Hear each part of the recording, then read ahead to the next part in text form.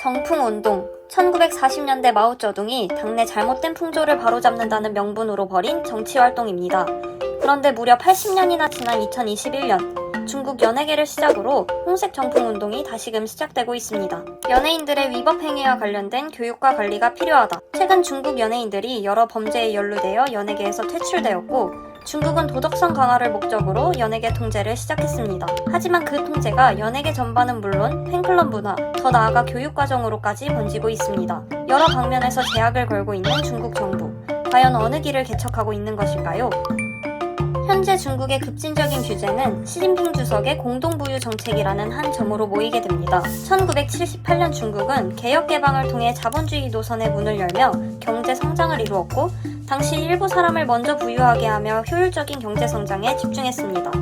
미국에 견줄 만한 폭발적인 발전을 이루었죠. 하지만 빠른 성장만큼 소득 양극화라는 사회적 문제가 대두되었고 다같이 잘 살자는 공동부유 정책으로 고소득 계층의 부를 조절하며 빈부격차를 해소하고자 합니다. 시진핑 주석은 이제 효율적인 성장보다는 분배에 우선적인 초점을 맞추고 있습니다.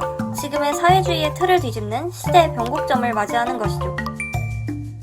공동부유는 사회주의의 기본 이론이라는 점에서 그다지 새롭진 않습니다. 하지만 우리는 그가 왜 지금 시점에서 공동부유에 집중하는가를 생각해봐야 합니다.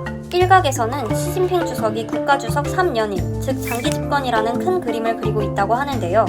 덩샤오핑의 개혁 개방 이후 중국의 모든 최고 지도자는 10년씩 집권을 했으며 집권 9년 차인 시 주석은 내년 말 두 번째 임기가 끝납니다. 하지만 그는 자신의 정권을 여기서 멈추지 않고 10월로 예상되는 공산당의 제20차 당대회를 통해 관행인 2연임을 넘기 위한 발판을 준비 중인 것으로 보입니다. 앞선 주석들과 달리 차기 후계자를 지목하지도 않았죠. 사회주의의 본질적 요구인 분배를 전면 강조하며 내부 결속을 다지고 있는 그의 행보에 세계의 관심이 집중되고 있습니다.